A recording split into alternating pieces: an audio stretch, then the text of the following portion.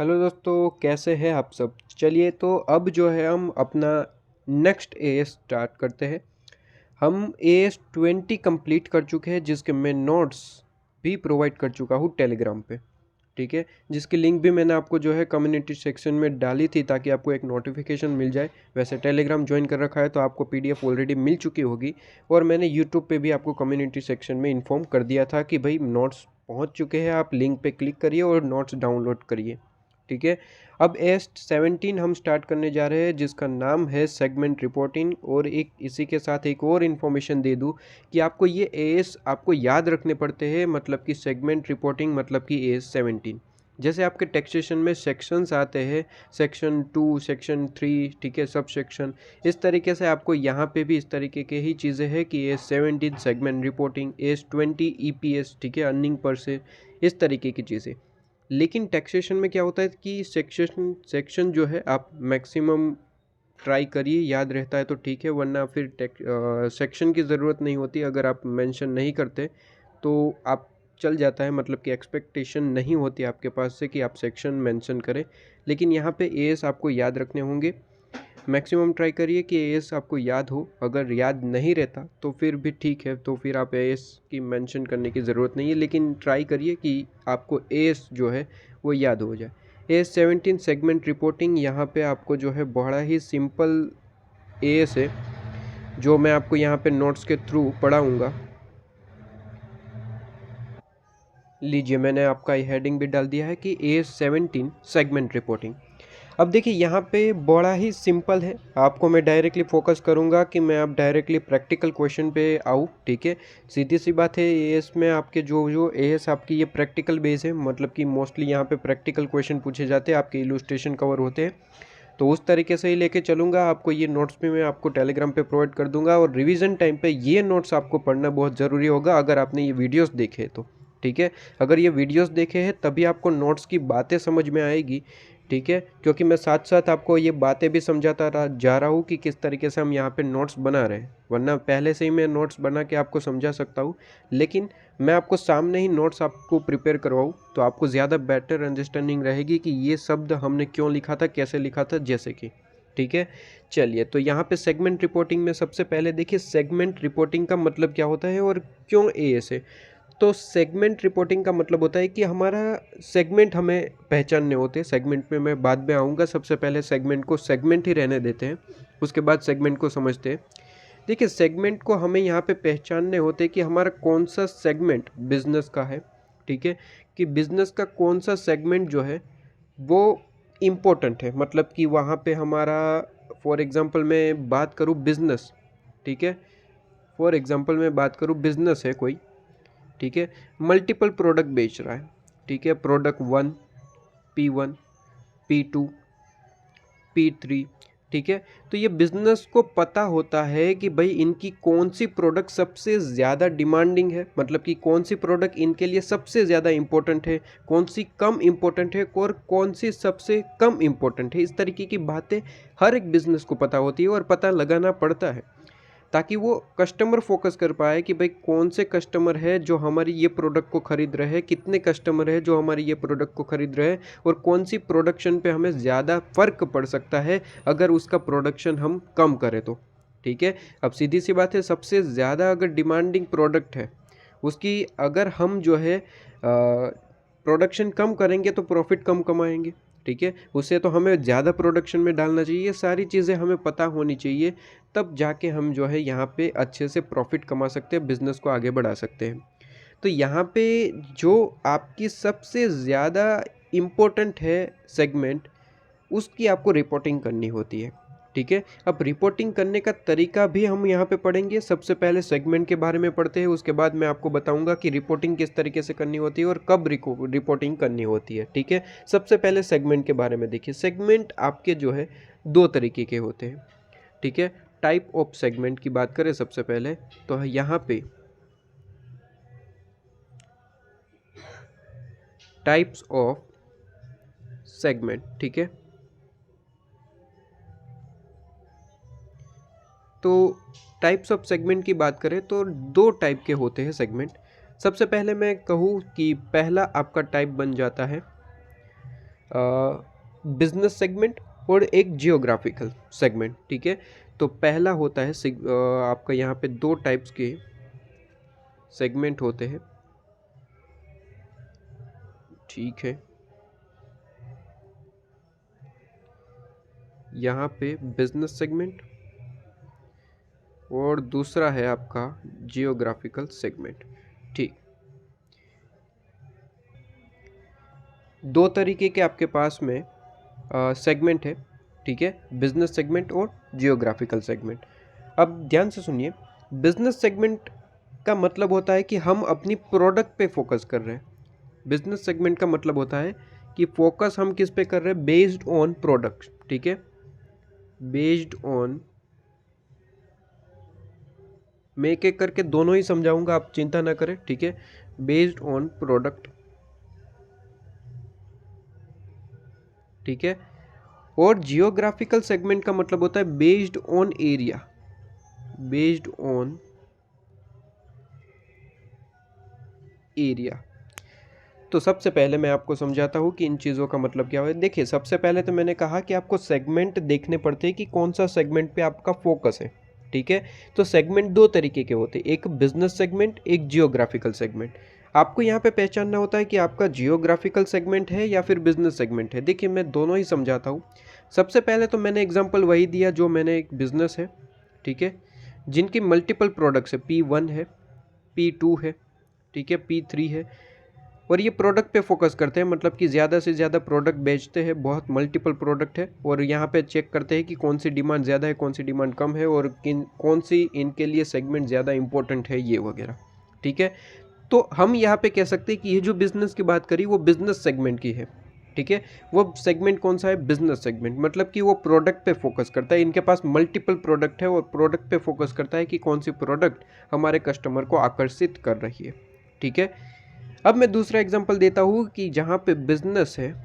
ठीक है, बिजनेस के पास प्रोडक्ट की बात करें तो बिजनेस के पास प्रोडक्ट जो है एक आध दो होगा। ठीक है, P1 और P2। ठीक है, लेकिन ये जो बिजनेस है वो मल्टीपल प्लेस पे, ठीक है, इंडिया में मल्टीपल प्लेस है, प्लस आउटसाइड इंडिया भी सेल करते हैं। ठीक है, तो इनके पास मल्टीपल एरियाज है, मल्टीपल प्लेस है। ठीक है, जहाँ से वो अपना प्रोडक्ट बेच रहे हैं। तो ये बिजनेस क्या कर रहा है कि इनके पास तो प्रोडक्ट तो बेचने के लिए एक आध दो प्रोडक्ट है, लेकिन ये फोकस किस पे कर रहा है, एरियाज पे। कौन से एरियाज में हमारा प्रोडक्ट सबसे ज़्यादा बिक रहा है, कौन से एरिया में सबसे कम बिक रहा है, कौन सा एरिया हमारे लिए सबसे ज़्यादा रेलिवेंट लगता है कि वहाँ पे हमारा प्रोडक्ट ज़्यादा बिक रहा है, इस तरीके से। तो दो तरीके से हमारा जो है सेगमेंट हो सकता है। एक जो बिजनेस अपने प्रोडक्ट पे फोकस करता है, प्रोडक्ट से आइडेंटिफाई करता है कि कौन सा प्रोडक्ट हमारे लिए इम्पोर्टेंट है, और उस तरीके से कस्टमर को बेस बनाता है, तो उसे हम कहते हैं बिजनेस सेगमेंट।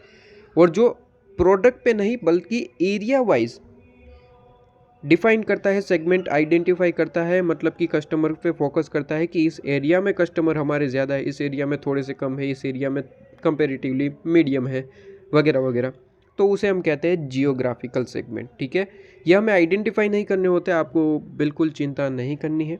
ठीक है, हमें आइडेंटिफाई नहीं करना होता है कि कौन सा बिजनेस सेगमेंट है, कौन सा जियोग्राफिकल। ये क्वेश्चन में बड़ा ही सिंपल तरीके से लिखा होता है, आपको सिंपली ये डायरेक्टली बता देना होता है। ठीक है, ऐसा क्वेश्चन आता नहीं है जनरली, लेकिन फिर भी मैंने आपको बता दिया कि बड़ा ही सिंपल है, सीधी सी बात है। क्वेश्चन में अगर बोला है कि प्रोडक्ट पे फोकस है हमारा, तो सीधी सी बात है बिजनेस सेगमेंट है, और अगर एरिया पे फोकस है तो जियोग्राफिकल सेगमेंट। ठीक है, ये दो सेगमेंट के तरीके होते हैं। सेगमेंट पे सबसे पहले मैंने आपको बात करी।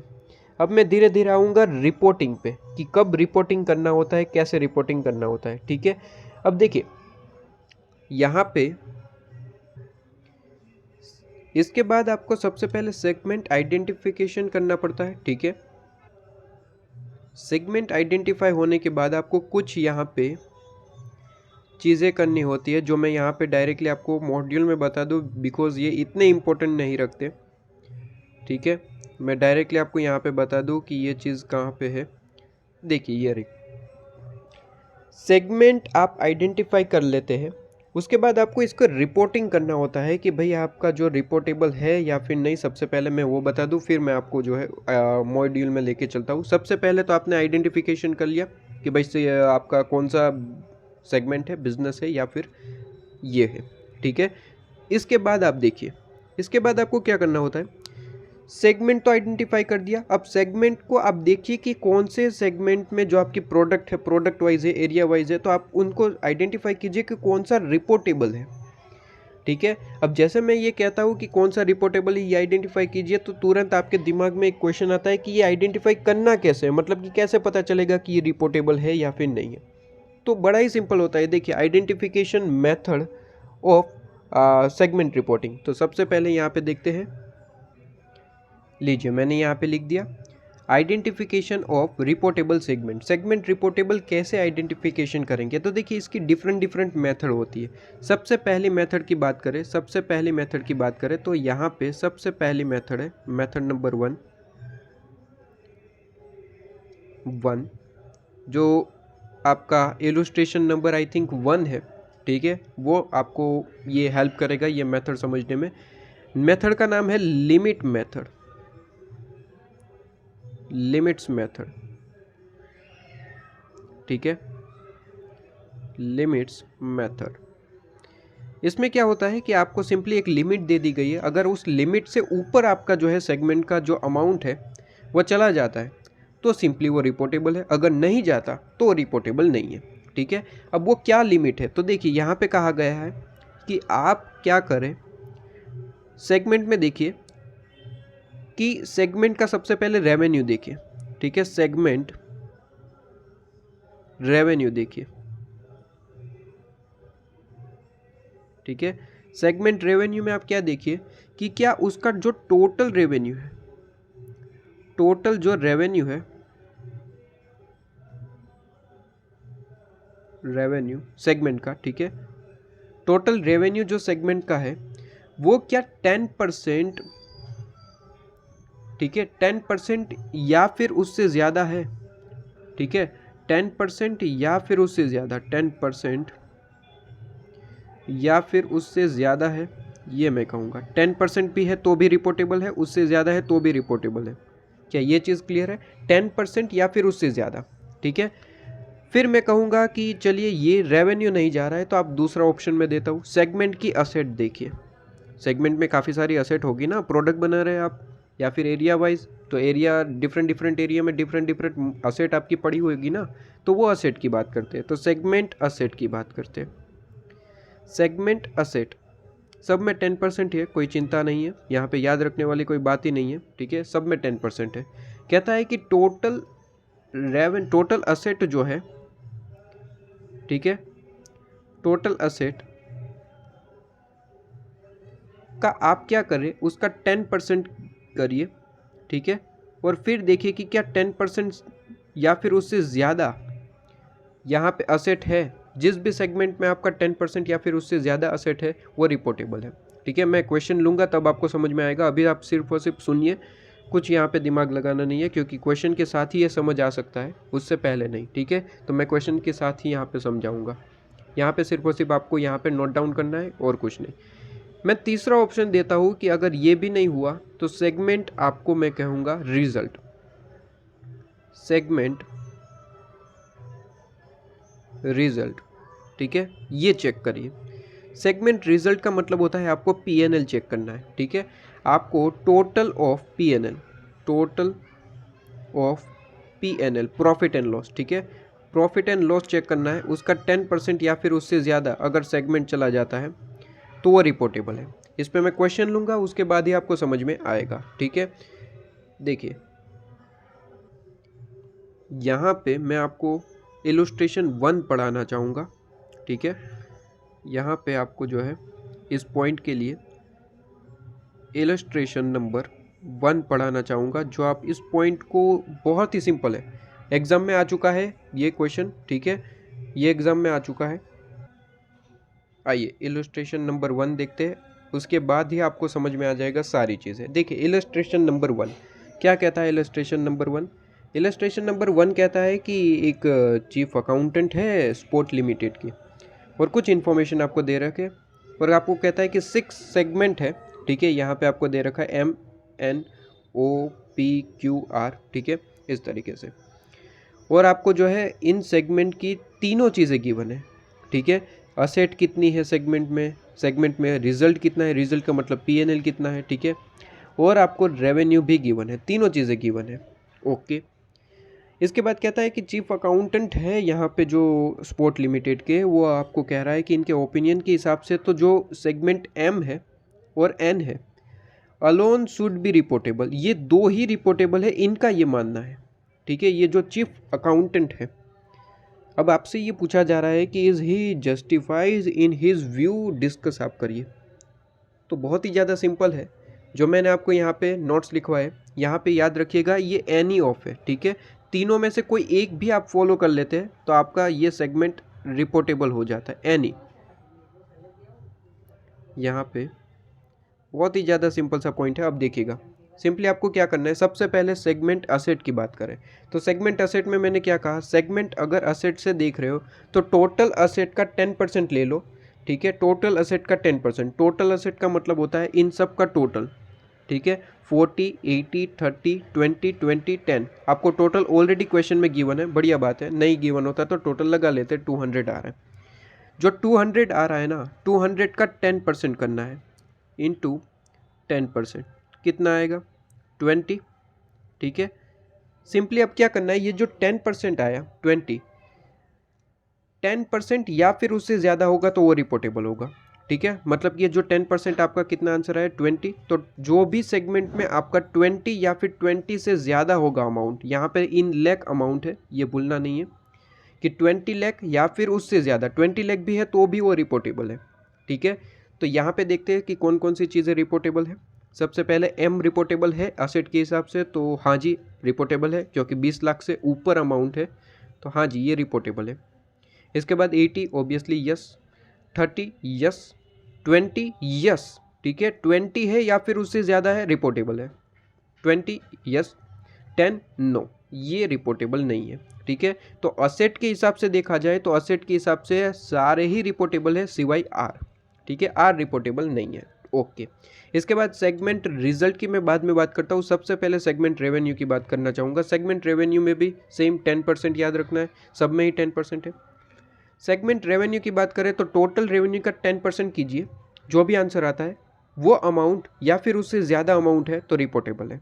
तो सेगमेंट रेवेन्यू का टोटल करें, यहाँ पे ऑलरेडी टोटल गिवन है, आपको सिंपली इसका 10% करना है, ठीक है, इसका 10% करना है और आपके पास में आंसर, तो 1200 का 10% 120। तो अगर आंसर 120 लाख रुपीज़ से ज़्यादा है या फिर 120 लाख रुपीज़ है आपका जिस भी सेगमेंट में अमाउंट, वो रिपोर्टेबल है। सबसे पहले M की बात करते हैं, 300 ओबियसली ज़्यादा है तो रिपोर्टेबल है इसके हिसाब से। 620 ओबियसली रिपोर्टेबल है, 120 से ज़्यादा है। 80 नहीं, 80 रिपोर्टेबल नहीं होगा, नो। 60 नो, 80 नो, 60 नो, ठीक है। तो यहाँ पे तो दो ही रिपोर्टेबल रहे, ठीक है, ओके जी। अब बात करते हैं सेगमेंट रिजल्ट में। सेगमेंट रिजल्ट में थोड़ा सा ध्यान रखना पड़ेगा, सेगमेंट रिजल्ट क्योंकि यहाँ पे P&L होता है, ठीक है, तो P&L का मतलब होता है कहीं कभार सेगमेंट में प्रॉफिट होता है, कहीं कभार लॉस भी होता है, ठीक है। तो यहाँ पे भी आपको देखने को मिलता है, देखिए 50 प्लस में है, 190 माइनस में है, 10 प्लस में है, 10 माइनस में है, इस तरीके से यहाँ पे चीज़ें।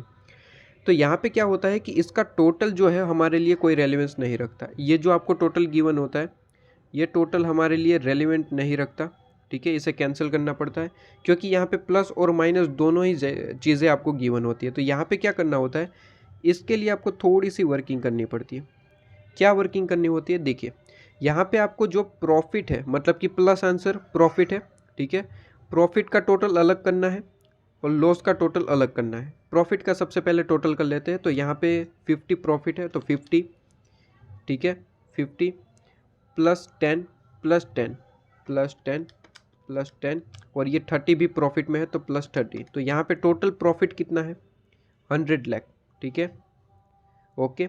और लॉस की बात करूँ तो टोटल लॉस कितना है, तो 190 प्लस 10, ठीक है, तो टोटल 200 का लॉस है, ठीक है, लॉस मतलब कि माइनस में दिख रहा है, ओके।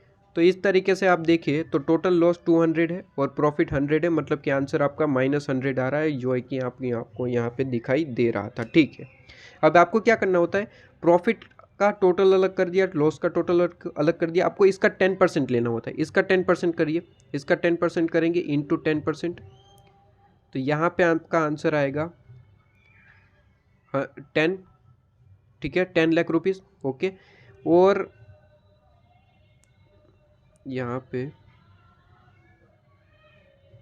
ठीक है 10 लाख रुपीज़, और यहाँ पे इसका 10% करेंगे तो यहाँ पे आपका आंसर आएगा ₹20 लाख। ठीक है, अब इसमें से हायर लेना होता है, हायर ऑफ, ठीक है, हायर ऑफ। तो यहाँ पे जो आपका ये 10 आया आंसर, ठीक है, यहाँ पे जो आपका ये 10 आया आंसर, यहाँ पे ये, ठीक है, और यहाँ पे 20, इन दोनों में से हायर क्या अमाउंट रहा, हायर कौन सा रहा सर, हायर है 20, तो 20 को यहाँ पे आप जो है बेच लेंगे, मतलब कि यहाँ पे आपका आंसर रहेगा 20 लाख के हिसाब से। आंसर को आपको जो है यहाँ पे 20 लाख के हिसाब से लेना है, ठीक है। तो यहाँ पे 20 लाख, मतलब कि अगर जिस भी सेगमेंट में अमाउंट 20 लाख या फिर उससे ज़्यादा है तो वो रिपोर्टेबल है। तो यहाँ पे देखते हैं 50 लाख क्या रिपोर्टेबल है, आंसर इज़ यस। अब यहाँ पे देखिए माइनस को इग्नोर करेंगे, ठीक है, सिर्फ और सिर्फ अमाउंट को देखेंगे। रिजल्ट में ऑलवेज ध्यान रखिए, आपने यहाँ पे ऑलरेडी सब कुछ कंसिडर कर लिया। अब यहाँ पे माइनस को इग्नोर करेंगे, क्या अमाउंट 20 से ऊपर है, हाँ जी 190, तो हाँ जी रिपोर्टेबल है। माइनस को इग्नोर करेंगे, क्या 10 आपका 20 से ज़्यादा है, नहीं सर ये रिपोर्टेबल नहीं है, इसके हिसाब से ये भी नहीं, ये भी नहीं, हाँ जी ये है 30, ठीक है। तो ये सारी चीज़ें रिपोर्टेबल, जहाँ पे ट्रू मार्क है वो हमारा रिपोर्टेबल है। तो देखिए अब मैंने यहाँ पे क्या कहा था, एनी ऑफ, कोई भी एक सेगमेंट में आप रिपोर्टेबल हो जाते हैं तो वो सेगमेंट रिपोर्टेबल है। सबसे पहले मैं एम की बात करूँ, क्या कोई एक सेगमेंट में भी ये रिपोर्टेबल है, तो यहाँ तो तीनों में भी है, ठीक है, कोई एक में भी होता तो भी वो रिपोर्टेबल है। तो यहाँ पे अगर मैं रिपोर्टेबल की लिस्ट बनाऊँ, रिपोर्टेबल सेगमेंट की, ठीक है, रिपोर्टेबल सेगमेंट, ठीक है, रिपोर्टेबल सेगमेंट की अगर लिस्ट बनाए तो यहाँ पे सबसे पहले तो एम तो आता ही आता है, किसी में एक में भी अगर आप फॉल कर जाते हैं तो आप रिपोर्टेबल है। अब एन की बात करें, किसी एक में भी है, यहाँ पे तो तीनों में ही है, ठीक है, तो एन भी रिपोर्टेबल है। इसके बाद ओ क्या रिपोर्टेबल है, तो यहाँ पे एसेट में है लेकिन दूसरे दो में नहीं है, लेकिन किसी भी एक में भी है तो वो रिपोर्टेबल है, तो ओ भी रिपोर्टेबल है, ठीक है। इसके बाद पी क्या रिपोर्टेबल है, ऑब्वियसली यस, किसी एक में भी अगर रिपोर्टेबल है तो हाँ जी पी भी रिपोर्टेबल है। इसके बाद क्यू, हाँ जी क्यू भी है। इसके बाद यहाँ पे आर, आर असेट में तो नहीं था लेकिन रिजल्ट में है, इसलिए आर भी रिपोर्टेबल है। तो इन शॉर्ट मैं कहूँ कि सारे के सारे सेगमेंट रिपोर्टेबल है, एक भी इग्नोर नहीं कर सकते। जबकि यहाँ पे चीफ अकाउंटेंट का क्या कहना था, एम और एन अलोन रिपोर्टेबल है, तो क्या इनकी बात सही है, बिल्कुल भी नहीं, ठीक है।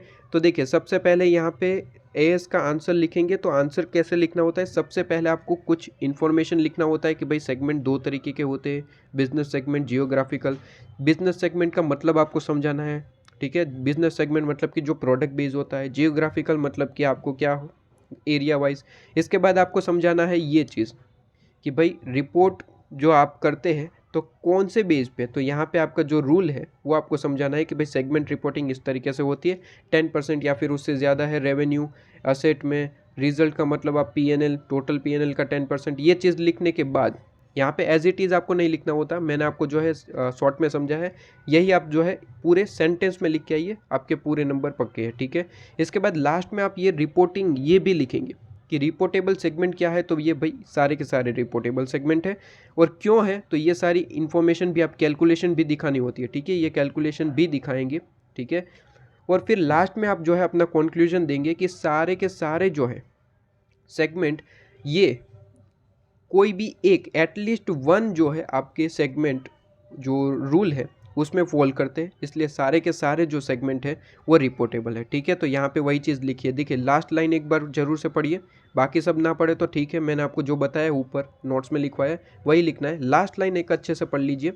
एज इट इज़ नहीं लिखना ज़रूरी नहीं है, लेकिन एक बार पढ़ा होता तो आपको लिखने में अच्छा रहता है कि since all the segment are covered in at least one of the above criteria, कि तीन में से कोई एक क्राइटेरिया में तो फॉल करता ही है हर एक सेगमेंट, ठीक है। तीन में से कोई भी एक में है तो रिपोर्टेबल है, जैसे कि मैंने आपको लिखवाया। तो यहाँ पे देखिए हर एक सेगमेंट कोई एक क्राइटेरिया में तो फॉल करता ही करता है, इसलिए जो है सारे के सारे जो है रिपोर्टेबल है। ठीक है, तो ये इलस्ट्रेशन नंबर 1 था जो मैंने आपको यहाँ पे समझाया। इसके बाद सेकेंड मेथड होती है। सेकेंड मेथड, सेकेंड और थर्ड मेथड, तीन टोटल है।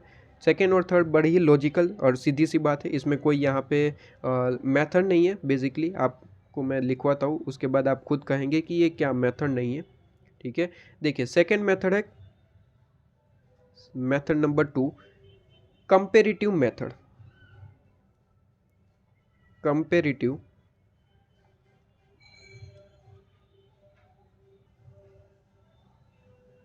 मेथड।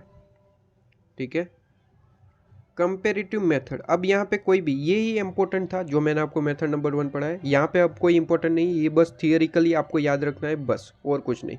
ठीक है, यहाँ पे क्वालिफाइंग लिमिट होती है लास्ट ईयर की। Qualify limit of last year. ठीक है,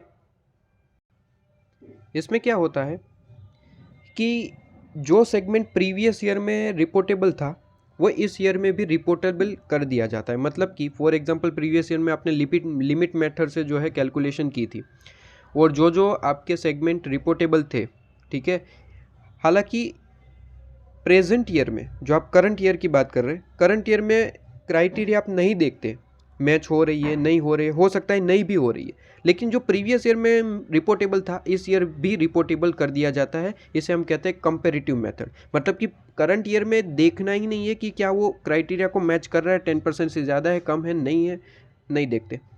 क्या प्रीवियस ईयर में वो रिपोर्टेबल था, अगर था तो करंट ईयर में रिपोर्टेबल कर दिया जाता है, उसका मतलब है कंपेरेटिव मेथड। ठीक है, प्रीवियस ईयर में जो रिपोर्टेबल था करंट ईयर में उसे रिपोर्टेबल कर दिया जाता है, उसे हम कहते हैं कंपेरेटिव मेथड। प्रैक्टिकल क्वेश्चन के हिसाब से एक भी क्वेश्चन नहीं है और इस पे नहीं आता। ठीक है, बस थियरिकली सिर्फ इतना ही याद रखिए जितना मैं आपको बता रहा हूँ, इससे ज़्यादा इंपॉर्टेंट नहीं है।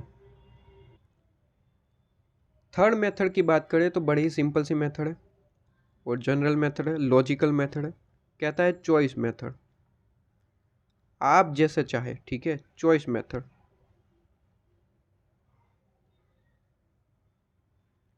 ओके, तो चॉइस मेथड मतलब कि आप सिंपली यहाँ पे जो हैंडल कर रहा है वो हम सिंपली यहाँ पे लैंग्वेज में बोलते हैं मैनेजमेंट। ठीक है, मैनेजमेंट जो है डिसाइड करता है। ठीक है, मैनेजमेंट जो डिसाइड कर रहा है कि भाई हमारे लिए ये रिपोर्टेबल है। जैसे कि मैंने आपको स्टार्टिंग में एग्जांपल में ही समझाया कि भाई आप खुद भी डिसाइड कर सकते हैं कि हमारे लिए ये प्रोडक्ट बहुत ज़्यादा इंपॉर्टेंट बिकॉज कस्टमर ज़्यादा खरीद रहे हैं, या फिर हमारे लिए वो प्रॉफिटेबल है इसलिए ये रिपोर्टेबल है। इस तरीके से आप खुद भी डिसाइड कर सकते हैं। तो आपके पास तीन मेथड होती है, तीनों तरीके से आप किसी भी तरीके से जो है सेगमेंट को आइडेंटिफाई कर सकते हैं। जहाँ पे मैंने कह दिया कि भाई आपका जो पहला मेथड है उस पे आपका इलस्ट्रेशन है और प्रैक्टिकल क्वेश्चन जो आपका एग्जाम में क्वेश्चन आ चुका है, रिसेंट अटेम्प्ट में ही आ चुका है। अब अगर आप प्रीवियस अटेम्प्ट के क्वेश्चन देखेंगे, क्वेश्चन पेपर, तो वहाँ पे आपको इस पे क्वेश्चन देखने को मिलेगा। ठीक है, मुझे पक्का पता है कि ये आ चुका है, बस अटेम्प्ट एग्जैक्ट मुझे नहीं पता। आप रिसेंटली 3-4 अटेम्प्ट के देखेंगे, आपको एक क्वेश्चन मिल जाएगा। ठीक है, AS17 जिसपे इलस्ट्रेशन नंबर 1 का सेम क्वेश्चन देखने को मिला था। यहाँ पे लिमिट मेथड होती है, कंपेरेटिव मेथड होती है, चॉइस मेथड। लिमिट मेथड आपको ज़्यादा इंपॉर्टेंट है। चॉइस मेथड में सीधी सी बात है मैनेजमेंट जो डिसाइड करता है, और कंपेरेटिव मेथड में प्रीवियस ईयर में अगर रिपोर्टेबल था तो करंट ईयर में भी आंख बंद करके उसे रिपोर्टेबल कर दिया जाता है। तीन मेथड आपको यहाँ पे देखने को मिलती है। ठीक है, जिसपे इलस्ट्रेशन नंबर 1 हमने देखा। ठीक है, अब इलस्ट्रेशन नंबर 2 के लिए हम थोड़ा सा आगे बढ़ते हैं, जिसके लिए मैं इन डिटेल नहीं जाऊंगा। इलस्ट्रेशन नंबर 2 है आपका, 3 है, 4 है। ठीक है, जिसके लिए एक सिंपल सा पॉइंट है जो आपके ऐसे मॉड्यूल में गिवन है, मैं इतना ही बताऊंगा क्योंकि इसके लिए इतना ज़्यादा इंपॉर्टेंट आपको नहीं जाने की ज़रूरत। ये वाला सेगमेंट जो है डज नॉट इंक्लूड, ये वाली चीज़। ठीक है, सेगमेंट डज नॉट इंक्लूड, ये वाली चीज़ आप थोड़ा सा ध्यान रखिए। यहाँ पे मैं आपको बता रहा हूँ ये वाला चीज़। ठीक है, यहाँ पे ये वाली, ओके, ये वाली चीज़ आप थोड़ी सी ध्यान रखेंगे। क्या चीज़ लिखी है देखिए, सेगमेंट की जब हम बात करते हैं, इंटर सेगमेंट, छोटे अंदर अंदर सेगमेंट, हमने जैसे कि इलस्ट्रेशन नंबर 1 देखा जहाँ पे एम सेगमेंट, एम था, एन था, ओ था, पी था, तो इंटर सेगमेंट। ठीक है, जब हम सेगमेंट की बात करते हैं, सेगमेंट एम है, एन है, तो उसमें आपको कुछ चीज़ें इंक्लूड नहीं करनी है। कौन सी चीज़ें हैं? तो जो इंपॉर्टेंट बात है वही मैं आपको कर देता हूँ, जो आपको याद रखनी है। सबसे पहले तो आपको यहाँ पे ध्यान रखना है कि जो फाइनेंशियल आइटम है, फाइनेंशियल आइटम का मतलब होता है इंटरेस्ट वगैरह है, ठीक है, ये चीज़ को आप इंक्लूड नहीं करेंगे। इंटरेस्ट वगैरह को आप जो है इंक्लूड नहीं करेंगे, ये फाइनेंशियल आइटम, ठीक है, जो मैंने यहाँ पे आपको बता रहा हूँ। ठीक है, जो इंटरेस्ट वगैरह है उसे आप इंक्लूड नहीं करेंगे, ये आप जो है इम्पोर्टेंट मार्क करके चलिए।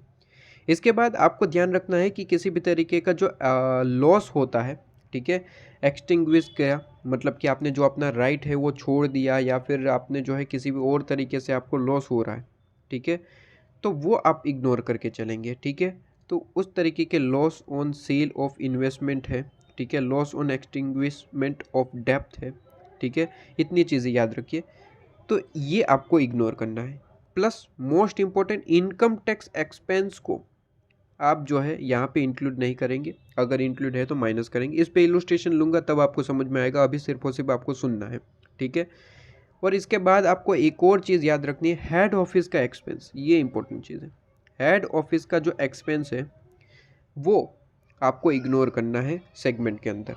ठीक है, ये जो इंपॉर्टेंट पॉइंट था, जो जिस पे क्वेश्चन आता है, मैंने मार्क करवा लिया। इसके बाद आप जो है सिंपली इसे एक बार रीड कर सकते हैं, ये आपके 5 पॉइंट है। ठीक है, इसे आप एक बार रीड कर लीजिए कि बहुत ज़्यादा सिंपल है। जो मेन चीज़ थी मैंने आपको बता दी, जिस पे आपको ज़्यादा से ज़्यादा फोकस करना है, कि जनरल एडमिनिस्ट्रेशन एक्सपेंस भी आप मार्क कर लीजिए। ठीक है, जनरल एडमिनिस्ट्रेशन एक्सपेंस है और आपका हेड ऑफिस एक्सपेंस है, इसे आपको इग्नोर करना है, इसे इंक्लूड नहीं करना है। तो मैं एक बार यहाँ पे आपको नोट्स में भी ये चीज़ इंक्लूड करवा दूँ, ताकि किसी भी तरीके की कोई दिक्कत ना आए। ठीक है, यहाँ पे सिंपली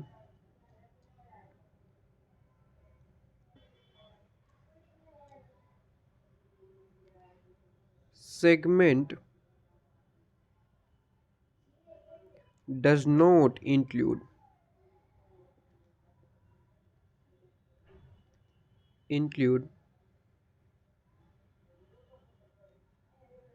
इसके बाद स्टार्ट करते हैं कि कौन कौन सी चीज़ें इंक्लूड नहीं होगी। वही चीज़ें लिखवा रहा हूँ जो इंपॉर्टेंट है आपके लिए, इलस्ट्रेशन, प्रैक्टिकल क्वेश्चन, जिस पे पास्ट ईयर क्वेश्चन भी आ चुके हैं। अच्छा, मैं आपको एक और बात बता रहा हूँ, वैसे तो मैं आपको जो है बाद में इम्पोर्टेंट बात बताऊँगा ये चीज़, लेकिन फ़िलहाल के लिए भी बता दूँ कि मैं आपके लिए पास्ट ईयर सीरीज़ भी लेके आने वाला हूँ, जहाँ पे पास्ट ईयर क्वेश्चन भी हम डिस्कस करेंगे साथ ही साथ। ठीक है, और वो भी इसी तरीके से फ्री ही होगा। ठीक है, यूट्यूब पे है, आपको प्रोवाइड हो जाएगा, इसी चैनल पे सब्सक्राइब करके रखना, जब भी आपको इन्फॉर्मेशन मिल जाएगी। ठीक है, वीडियो के थ्रू मैं आपको इन्फॉर्म कर दूंगा, नोटिफिकेशन आपको मिल जाएगी। अगर सब्सक्राइब कर रखा है, सब्सक्राइब करना इंपॉर्टेंट नहीं है, प्लस बेल आइकन भी प्रेस करना इंपॉर्टेंट है, तब जाके नोटिफिकेशन आपको मिलेगी। ठीक है, तो नोटिफिकेशन के लिए बेल आइकन भी प्रेस करके रखना। ठीक है, चलिए, तो यहाँ पे कौन कौन से आइटम है, तो यहाँ पे इंपॉर्टेंट आइटम मैं यहाँ पे बता दूँ, फाइनेंशियल नेचर की जो आइटम है उसे आपको इग्नोर करना है। ठीक है, फाइनेंशियल नेचर की जो आइटम है, ठीक है, नेचर आइटम,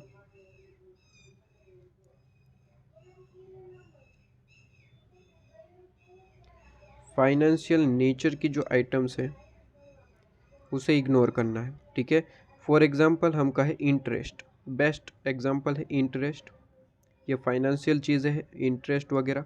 ठीक है, और एक दो एग्जांपल लिखवा देते, इंटरेस्ट का है या फिर लोन, लोन भी तो फाइनेंशियल है।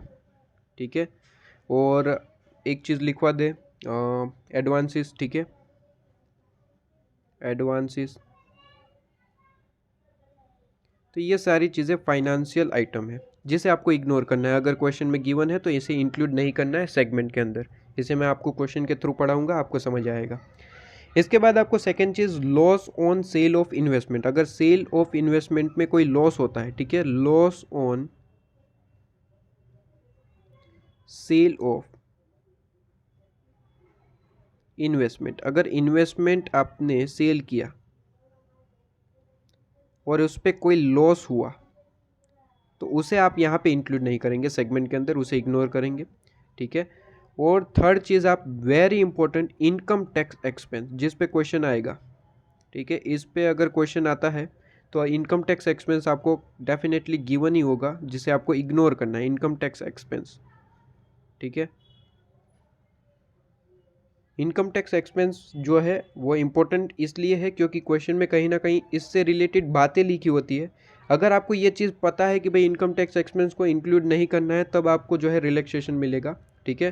तो इसे मार्क करके चलिए, ये इंपॉर्टेंट है, ठीक है। वैसे तो तीनों ही चीज़ें इंपॉर्टेंट है जिस पे क्वेश्चन आता है, लेकिन ये ज़्यादा इंपॉर्टेंट है, ठीक है। और ये भी फर्स्ट पॉइंट इम्पोर्टेंट, ठीक है। तो ये चीज़ मैंने इम्पोर्टेंट आपको कह दी। अब यहाँ पे नेक्स्ट और एक आइटम लिख लीजिए, ठीक है। नेक्स्ट और एक item head office expense, head office very important, ठीक है, very important, head office expense, ठीक है। हेड ऑफिस एक्सपेंस ये तो वेरी इंपॉर्टेंट, ओके। तो जो इंटर सेगमेंट, हम मतलब इंटर सेगमेंट का मतलब होता है कि जो डिफरेंट डिफरेंट सेगमेंट है, हमने इलस्ट्रेशन नंबर 1 में देखा कि भाई एम था, एन था, ये इंटर सेगमेंट कहे जाते हैं, कि एक तरीके का पूरा बिजनेस है जहाँ पे डिफरेंट डिफरेंट सेगमेंट है, जिसे हम कहते हैं इंटर सेगमेंट। तो इंटर सेगमेंट में हम जब कैलकुलेशन करते हैं, हम यहाँ पे चीज़ें कैलकुलेट करते हैं, उनके प्रॉफिट एंड लॉस को जानते हैं, तो वहाँ पे जो है इन चीज़ों को इग्नोर करना है, ठीक है। तो ये सबसे पहले मैंने आपको बता दिया, ठीक है। अब आइए इलस्ट्रेशन नंबर 2 पे, बड़ा ही सिंपल है। देखिए इलस्ट्रेशन नंबर 2 वही बात करता है जो मैंने यहाँ पे कहा कि भाई कहता है कि एक कंपनी है, इंटर सेगमेंट जो है वो ट्रांसफ़र करती है अपनी प्रोडक्ट को, ठीक है। और प्रोडक्ट को ट्रांसफ़र करती है, इनकी प्राइस पॉलिसी है कि भाई अपने इंटर सेगमेंट में जो वो ट्रांसफ़र करती है वो तो 10% लेस देन कॉस्ट करती है, मतलब कि 100 रुपये की चीज़ें हैं, ठीक है, 100 रुपीज़ की, तो इसमें 10% कम, मतलब कि 100 रुपीज़ हमारी कॉस्ट है। फॉर एग्जाम्पल एक सेगमेंट है, सेगमेंट एम, ठीक है, एग्जांपल ले रहा हूँ, सेगमेंट एम है जो प्रोडक्ट बना रहा है, ठीक है, प्रोडक्ट पे काम कर रहा है बेसिकली मैं कहूँ तो, और वो प्रोडक्ट पे काम कर रहा है, प्रोडक्ट हमारी 100 रुपीज़ में बनती है और हमें इसे सेल करते हैं, हम फॉर एग्जांपल सेल करते हैं 150 में, ठीक है। इसने क्या कहा कि भाई कंपनी की पॉलिसी है कि अगर सेगमेंट से सेगमेंट ट्रांसफ़र हो रहा है, मतलब कि अपने ही कंपनी के दूसरे सेगमेंट, सेगमेंट नंबर एन कह देता हूँ, अगर ये प्रोडक्ट यहाँ पे ट्रांसफ़र हो रहा है तो वो 10% लेस देन कॉस्ट पे, मतलब कि यहाँ पे जो 100 रुपीज़ है इसमें 10% लेस करके 100 माइनस 10%, ठीक है, कॉस्ट पे हम जो है इसे प्रोडक्ट ट्रांसफ़र करेंगे, इस तरीके की पॉलिसी है, ठीक है। इंटर सेगमेंट है तो यहाँ पे इस तरीके से सेल करना है तो हम 150 में सेल करते हैं, ठीक है, ओके। लेकिन जब हम बात करें इंटर सेगमेंट ट्रांसफ़र की तो हम 10% लेस पे करते हैं। इसने कहा कि भाई बात करें मार्केट प्राइस की तो वो जनरली 25% अबव कॉस्ट है, मतलब कि 25%, यहाँ पे मैं एग्जांपल लिया था 150, यहाँ पे 25% कर दीजिए, 100 प्लस 25% मतलब कि 125, वहाँ पे 125 कर देता हूँ, ठीक है। अगर क्वेश्चन ने खुद कहा है कि भाई सेल प्राइस इतनी है तो हमें क्या दिक्कत है, 125 में बेचते हैं, लेकिन अगर इंटर सेगमेंट करना है तो 10% लेस देन कॉस्ट पे हम देते हैं। कहता है कि is the policy adopted by the company correct. तो देखिए सीधी सी बात है, ये बड़ी जनरल नॉलेज की बात है, इसके लिए कोई एएस की ज़रूरत नहीं होती, बड़ी जनरल नॉलेज की बात है।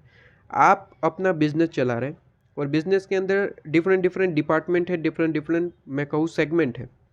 अब एक डिपार्टमेंट दूसरे डिपार्टमेंट को प्रोडक्ट दे रहा है, ठीक है, कोई चीज़ की ज़रूरत होगी तो दे रहा है, और वो जो चीज़ दे रहा है फॉर एग्जांपल 90 रुपये में पड़ती है, ठीक है, और दूसरे डिपार्टमेंट को 80 रुपये में दे रहा है, ठीक है। तो सीधी सी बात है, देखिए इसमें किसी को कोई दिक्कत हो सकती है क्या? हमारी पॉलिसी, हमारा बिजनेस है, हमारी पॉलिसी है, अगर एक डिपार्टमेंट दूसरे डिपार्टमेंट को 10% प्रॉफिट पे देता है, 10% लेस कॉस्ट पे देता है, ठीक है, या फिर हम कहूँ कि फ्री में देता है, तब भी हमें क्या कोई दिक्कत हो सकती है? मतलब कि किसी थर्ड पार्टी को कोई दिक्कत हो सकती है? नहीं, क्योंकि बिजनेस की पॉलिसी तो किसी भी तरीके से हो सकती है, वो तो हमारा ओन डिसीजन है, ठीक है। और कितने में बेचेंगे, क्या इसमें भी किसी को कोई दिक्कत हो सकती है? नहीं, वो भी हम ही डिसाइड करते हैं। सीधी सी बात है, आप अपना अगर बिजनेस कर रहे हैं तो प्रोडक्ट आप जितने में भी बेचना चाहे बेच सकते हैं, अगर आपका खुद का प्रोडक्ट है तो। अगर दूसरों का प्रोडक्ट बना रहे हैं, मतलब कि किसी कंपनी के प्रोडक्ट आप बेच रहे हैं, तो फिर उसमें एमआरपी लिखी होती है, वहाँ तक आप बेच सकते हो, उससे ज़्यादा नहीं। लेकिन यहाँ पे बात हो रही है कि कंपनी की खुद की प्रोडक्ट है, ठीक है, वो इनकी ओन पॉलिसी भी है कि भाई इंटर सेगमेंट ट्रांसफ़र कर रहे हैं तो 10% लेस देन कॉस्ट पे बेचेंगे, और अगर किसी मार्केट में बेचना है मतलब कि सेल करना है तो वो 25% प्रॉफिट पे बेचेंगे। तो ये उनकी ओन पॉलिसी है। क्या वो फॉलो कर सकते हैं? डेफिनेटली कर सकते हैं। अगर 25% की जगह अगर वो 50%, 100% करना चाहे तो भी हमें कोई दिक्कत नहीं, कर सकते। यहाँ पे 10% की जगह वो 50% या फिर एकदम फ्री में देना चाहे तो भी हमें कोई दिक्कत नहीं है, क्योंकि ये ओन पॉलिसी है कंपनी की, वो खुद फॉलो कर सकती है, ठीक है। तो यहाँ पे वही चीज़ लिखी है कि भाई इंटर सेगमेंट आप जो है किसी भी प्राइस से कर सकते हैं। A17 आपको किसी भी तरीके, A17 क्या, कोई भी आपको जो है नहीं रोकता, ठीक है। Enterprise actually use to price this transfer, जो है यहाँ पे कहता है कि जो आपकी प्राइस मैकेनिज्म है इंटर सेगमेंट के अंदर, वो आप किसी भी तरीके की एनी चेंजेस, ठीक है, किसी भी तरीके से आप जो है डिस्क्लोज कर सकते हैं, ठीक है। और फाइनेंशियल स्टेटमेंट में आप वो बता सकते हैं कि हमारी ये पॉलिसी है, आप फॉलो कर सकते हैं, कोई दिक्कत नहीं है। तो यहाँ पे जो कंपनी ने पॉलिसी एडॉप्ट की है करेक्ट है, हमें कोई दिक्कत नहीं हो सकती, किसी को भी कोई दिक्कत नहीं हो सकती। तो ये बड़ा ही जनरल क्वेश्चन था, यहाँ पे आपको जो है कोई लॉजिक AS17 से रिलेटेड ज़रूरत नहीं थी, आपको सिंपल लॉजिक की ज़रूरत थी। इलस्ट्रेशन नंबर 3 की बात करें तो कहता है कि यहाँ पे 3 सेगमेंट गिवन है, segment X, segment Y, segment Z. कहता है टोटल असेट बेसिस पे आपको जो है कुछ इन्फॉर्मेशन देता है कि भाई कंपनी की जो टोटल असेट है वो 10 करोड़ है, ठीक है। कंपनी की टोटल असेट 10 करोड़ है। कहता है इसमें से जो आपका सेगमेंट एक्स का जो अमाउंट है वो 2 करोड़ है। यहाँ पे मैं अगर आपको इस डायग्राम को बताऊँ तो यहाँ पे ये चीज़ को मैं एक्सप्लेन करता हूँ, ठीक है। यहाँ पे टोटल जो कंपनी की असेट है, कंपनीज असेट जो है इज रुपीज़ 10 करोड़, ठीक है। 10 करोड़ रुपीज़ आपकी असेट है, ठीक है, कंपनी की, ओके। अब कहता है कि इसमें से जो 2 करोड़ है, ठीक है, 2 करोड़ रुपीज़ की असेट जो है वो सेगमेंट एक्स की है, ठीक है, ठीक है, सेगमेंट एक्स की है, ठीक है। इसमें से कहता है कि सेगमेंट वाई की 3 करोड़ की है, ठीक है। 3 करोड़ की जो आपकी असेट्स है वो कहता है सेगमेंट वाई की है। और इसके बाद ये कहता है कि जो 5 करोड़ की असेट है वो सेगमेंट जेड की है, ठीक है। तो 5 करोड़ की जो असेट है वो सेगमेंट जेड की है, ठीक है। सबसे पहले मैं इसका टोटल देख लेता हूँ, क्या 10 करोड़ आ रहा है, मतलब कि 10 करोड़ इसमें बटा हुआ है ना, तो 2, 3 और 5, ओके 10 करोड़ है, और 10 करोड़ ये 3 सेगमेंट में बटा हुआ है, ठीक है। सीधी सी बात है, कंपनी के पास टोटल 3 सेगमेंट है तो टोटल असेट इन्हीं तीनों में बटी हुई होगी। तो इसने बता दिया कि कितनी असेट किस तरीके से बटी हुई है। अब आगे कहता है कि डिफर्ड टैक्स जो असेट है वो ऑलरेडी इंक्लूडेड, ये चीज़ इंपॉर्टेंट है, ये चीज़ इंपॉर्टेंट है कि जो डिफर्ड टैक्स जो असेट है वो ऑलरेडी इसमें इंक्लूडेड है। अभी अभी मैंने आपको लिखवाया कि भाई टैक्स इंक्लूडेड नहीं होना चाहिए, अगर है तो उसे लेस करना होगा। कहता है कि in asset of each segment, हर एक सेगमेंट में आपका इंक्लूडेड है, और कितना इंक्लूडेड है, कहता है कि एक्स में 0.5 करोड़, वाई में 0.4, और यहाँ पे कहता है 0.3 करोड़ इंक्लूडेड है। अभी अभी मैंने कहा कि इंक्लूडेड नहीं होना चाहिए, ठीक है, डज नॉट इंक्लूड। इसमें आपको जो है यहाँ पे पॉइंट भी दिख रहा है कि इनकम टैक्स आपका इंक्लूड नहीं होना चाहिए, तो यहाँ पे आपका चीज़ इंक्लूड देखने को मिल रहा है। तो सीधी सी बात है गलत हो गया। तो अब इसे सही कैसे करेंगे? सीधी सी बात है, जो इंक्लूडेड है उसे लेस करेंगे, ठीक है। तो यहाँ पे देखिए एक्स में जो आपका इंक्लूडेड है टैक्स वो माइनस करना पड़ेगा, मतलब कि -0.50 माइनस कर दूंगा जो टैक्स है। वाई में आपका कितना इंक्लूडेड है टैक्स का अमाउंट, तो यहाँ पे 0.40 वो माइनस कर दूंगा 0.40। और जेड में बात करूँ तो 0.30, ठीक है। ये करोड़ में अमाउंट है, ठीक है, यहाँ पे करोड़ में अमाउंट है, ये अब भूलेंगे नहीं। तो 2 में से 0.5, तो यहाँ पे आपका आंसर आता है 1.5 करोड़, ठीक है, करोड़। इसके बाद यहाँ पे 3 - 0.4, ठीक है। तो यहाँ पे आपका आंसर आता है 2.6 करोड़, ठीक है, करोड़। और यहाँ पे बात करें तो 5 माइनस 0.3, तो यहाँ पे 4.7, ठीक है, 4.7 करोड़। तो इस तरीके से अगर मैं टोटल असेट की बात करूँ इन रियलिटी, तो ये है 1.5 प्लस 2.6 प्लस 4.7, ठीक है, ये है रियल आपकी असेट अमाउंट 8.8 करोड़, ठीक है, यह आपकी रियल अमाउंट है। ओके, तो वही चीज़ यहाँ पे भी आपकी लिखी गई है, देख लीजिए यहाँ पे 8.8 करोड़ जो है यहाँ पे आपकी कैलकुलेशन करके दिखाई है, जो मैंने आपको यहाँ पे बता दिया। क्लियर? तो ये चीज़ भी इम्पोर्टेंट थी। अब इलस्ट्रेशन नंबर 4, इलस्ट्रेशन नंबर 4 कभी कभार पूछा जाता है, इतना ज़्यादा इंपॉर्टेंट नहीं है, लेकिन अगर पूछा जाता है तो आपको एक सिंपली फॉर्मेट याद रखना होता है। इसी फॉर्मेट में अगर ये क्वेश्चन आएगा तो इसी तरीके का आएगा, same to same illustration number 4 ही आएगा, इससे ज़्यादा आपको ज़्यादा चेंजेस करके नहीं देगा, ठीक है। अगर क्वेश्चन आता है तो इसी तरीके का आपको देखने को मिलेगा। देखिए, कहता है कि भाई प्रिपेयर, आपको सेगमेंट रिपोर्ट एक प्रिपेयर करनी है, जहाँ पे आपको यहाँ पे कहा है कि फॉर पब्लिकेशन इन डाइवर्सिफायर्स लिमिटेड, यहाँ पे नाम दे रखा है। और कहता है कि कुछ डिटेल आपको दी जाती है कंपनी की, जहाँ पे 3 डिवीज़न है, ठीक है, मतलब कि 3 डिवीज़न मतलब कि 3 यहाँ पे सेगमेंट होंगे इनके पास। कहता है एंड हेड ऑफिस भी है, ठीक है।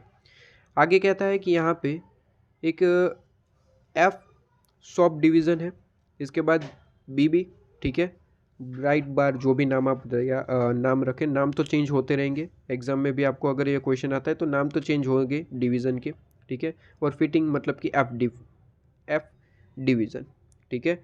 तो यहाँ पे मैंने आपको 3 डिवीज़न दिए हैं क्वेश्चन ने, और 3 डिवीज़न के हिसाब से आपको इन्फॉर्मेशन गिवन है यहाँ पे कि प्री टैक्स ऑपरेटिंग रिजल्ट आपको गिवन है, हेड ऑफिस की कॉस्ट है, इंटरेस्ट कॉस्ट है, फिक्स एसेट है, नेट करंट एसेट है, और लॉन्ग टर्म लाइबिलिटी है। इसे सोल्व करते हैं। आइए, मैंने यहाँ पे पेज भी आपका ऐड कर दिया है। देखिए, बड़ा ही सिंपल होता है। यहाँ पे सबसे पहले आपको क्या करना है, इसने क्या पूछा है कि भाई आपको एक सेगमेंट रिपोर्ट करनी है तैयार।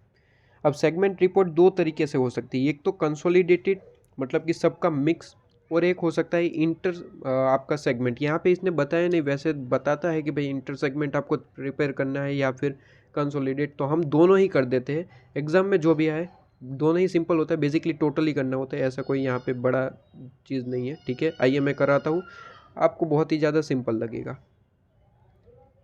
देखिए, आपके सामने मैंने यहाँ पे फॉर्मेट बनाया है। फॉर्मेट में अभी समझाता हूँ किस तरीके से बनाना होता है, आप सिंपली एक बार देखिए, फिर आप जो है नोट डाउन करिएगा, ठीक है। वैसे भी पीडीएफ तो मैं प्रोवाइड कर ही रहा हूँ टेलीग्राम पे, यहाँ से भी आपको अच्छे से दिखेगा ही, ठीक है। फुल क्वालिटी पे ही वीडियो रिकॉर्डिंग हो रही है, तो आप क्वालिटी चेंज करके इसे नोट डाउन भी कर सकते हैं, ऐसे कोई दिक्कत नहीं है। लेकिन मैं पीडीएफ भी प्रोवाइड कर ही रहा हूँ नोट्स की, और इसमें ये इलस्ट्रेशन भी आपको इसमें मिल जाएगा, ये पेजेस, ठीक है। चलिए, इलस्ट्रेशन नंबर 4 का सॉल्यूशन हो रहा है। सबसे पहले तो देखिए, पर्टिकुलर आपको एक कॉलम बनानी होती है, ठीक है, पर्टिकुलर कॉलम। तो यहाँ पे पर्टिकुलर, ठीक है, ओके, पर्टिकुलर्स। इसके बाद आपको जितने डिवीज़न होता है, ठीक है, उतनी कॉलम बनानी होती है। तो मेन हेडिंग इज डिवीज़न, ठीक है, डिवीज़न, जितने भी डिवीज़न है, सेगमेंट है, ठीक है। इसके बाद का डिवीज़न है, सेगमेंट है, ठीक है, दोनों एक ही चीज़ है। तो यहाँ पे कितने डिवीज़न है, तो यहाँ पे टोटल 3 डिवीज़न है, ठीक है। एक फोर्जिंग शॉप डिवीज़न, मतलब कि मैं एफएस शॉर्ट में लिख रहा हूँ, आप यहाँ पे फुल लिखना, क्योंकि एग्जाम में आपको पूरा नाम लिखना होता है, शॉर्ट में नहीं, ठीक है। एफएफ डिवीज़न, ठीक है, ओके। इसके बाद आपका सेकंड डिवीज़न का नाम है ब्राइट बार, मैं यहाँ पे लिखता हूँ कि सिर्फ और सिर्फ बी डिवीज़न, ठीक है, ओके जी।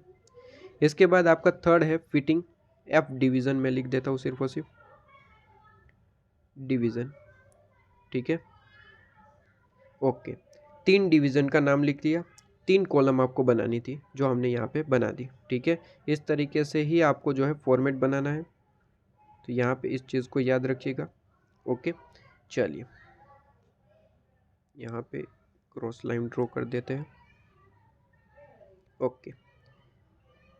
चलिए, अब नेक्स्ट आपको दो कॉलम बनानी होती है। वैसे क्वेश्चन में सिर्फ और सिर्फ इंटर सेगमेंट पूछा होता है तो हम इंटर सेगमेंट ही बनाते हैं सिर्फ और सिर्फ। यहाँ पे कुछ भी नहीं कहा था तो हम दोनों बना लेते हैं।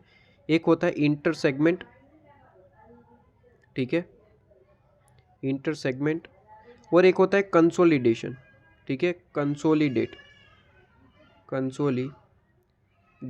कंसोलिडेट का मतलब होता है टोटल, सबका टोटल लगा के यहाँ पे डाल दिया जाए। तो मैं दोनों कॉलम आपको बना के दे रहा हूँ, ठीक है, एग्जाम में जो भी पूछी जाए, ठीक है।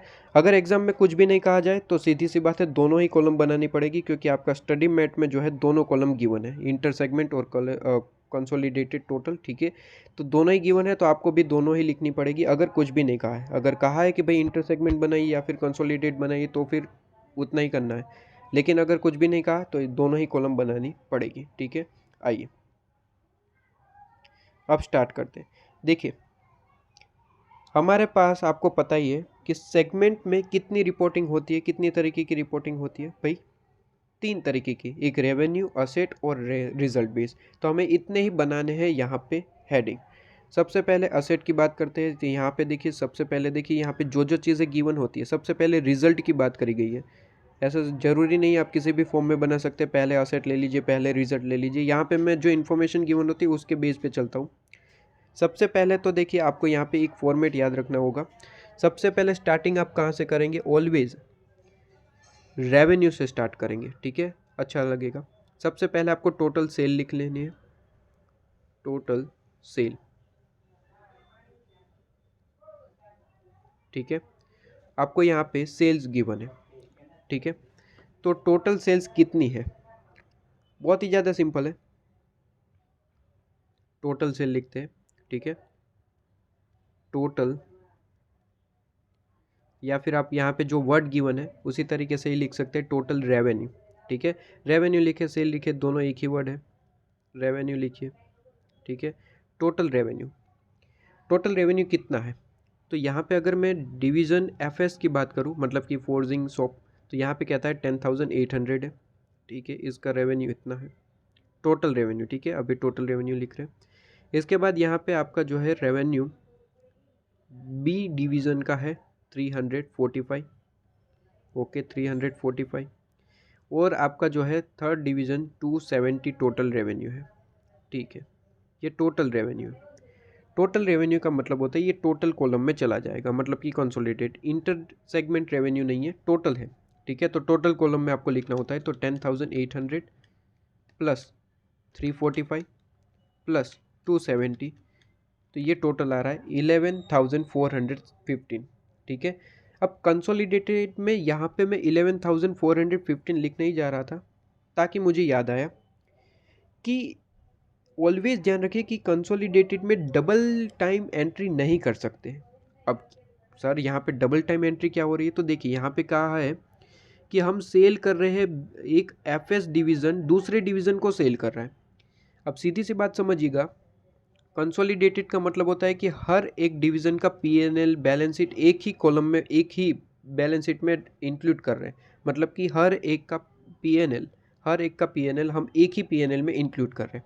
अब बात समझिएगा, जब हम बात करते हैं इनके ट्रेडिंग पीएनएल की, जो एफ आपका एस डिवीज़न है, तो सीधी सी बात है जब वो दूसरे डिवीज़न को सेल करेगा तो वो अपनी बुक्स ऑफ अकाउंट में ट्रेडिंग पीएनएल में लिखेगा कि भाई हमने सेल किया है 4,575 का, ठीक है। इन 1000 अमाउंट है सारे का सारा, लेकिन मैं अभी इस तरीके से ही बोल रहा हूँ, 4,575 का हमने सेल किया है, ठीक है। यहाँ पे भी लिख दूँ इन 1000 अमाउंट है सारा का सारा, रुपीज़ इन 1000, ठीक है, 000, ओके।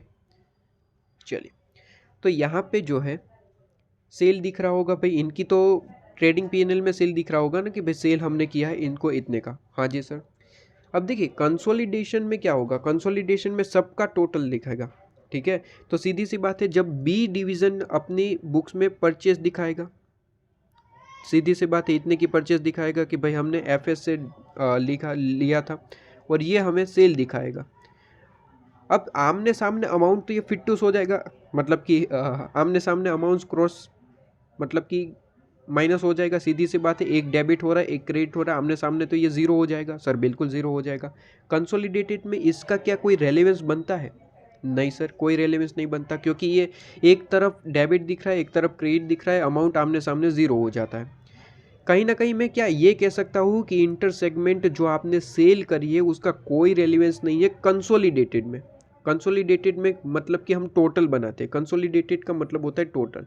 तो यहाँ पे हम एक चीज़ नोट्स लिखवाना चाहेंगे, इंक्लूड करना चाहेंगे कि आपका स्पेसिफिकली स्पेशल नोट्स या फिर स्पेशल पॉइंट्स,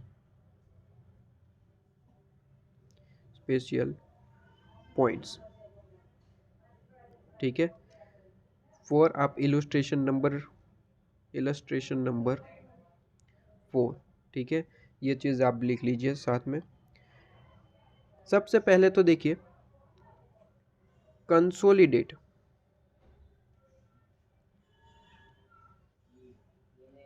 डेट, टोटल का मतलब आप सिंपली समझिए, कंसोलिडेट का टोटल का मतलब होता है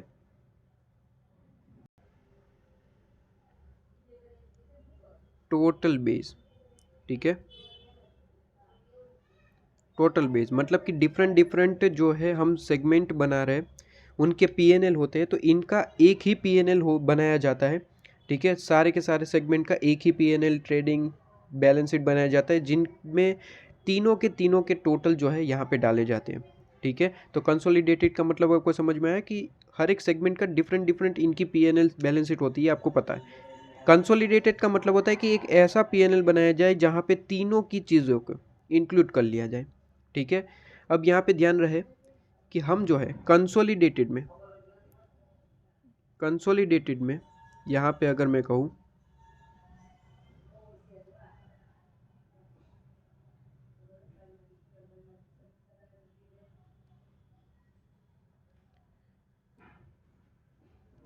हाँ, कंसोलिडेटेड में does not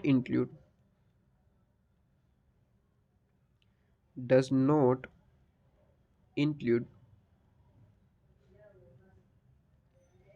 inter segment sale, ठीक है।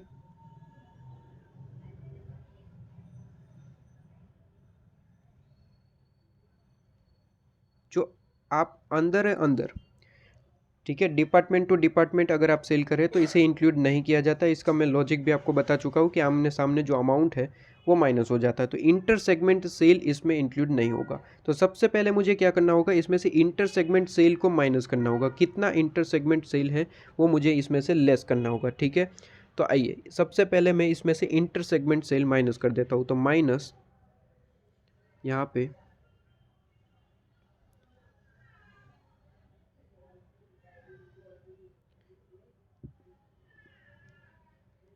इंटर सेगमेंट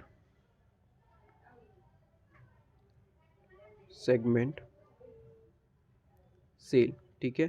इंटर सेगमेंट आप जो है यहाँ पे सेल लिखिएगा, सेल या फिर रेवेन्यू, ठीक है जी।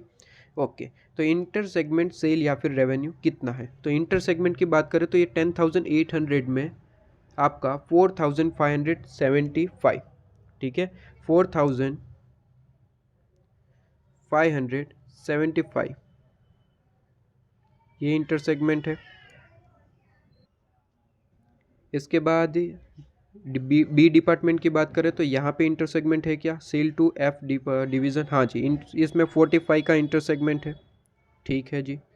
इसके बाद यहाँ पे आपके पास में इसने कोई इंटर सेगमेंट नहीं है कि इसने डायरेक्ट एक्सपोर्ट ही किया है, तो इसमें कोई नहीं है, नील, ठीक है। ओके, तो ये चीज़ यहाँ पे माइनस करनी है। माइनस करने के बाद आंसर क्या आ रहा है वो देखिए।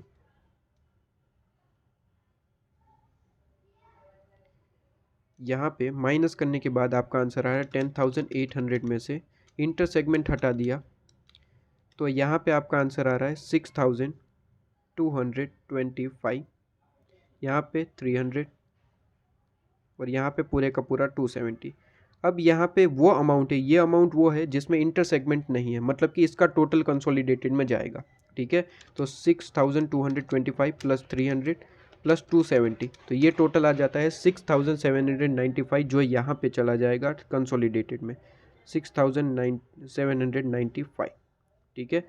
ओके, और इंटर सेगमेंट में क्या जाएगा, जो इंटर सेगमेंट सेल करी है, जो कि हमने कॉलम ऑलरेडी बना रखी है, तो यहाँ पे 4575 प्लस 45, ठीक है।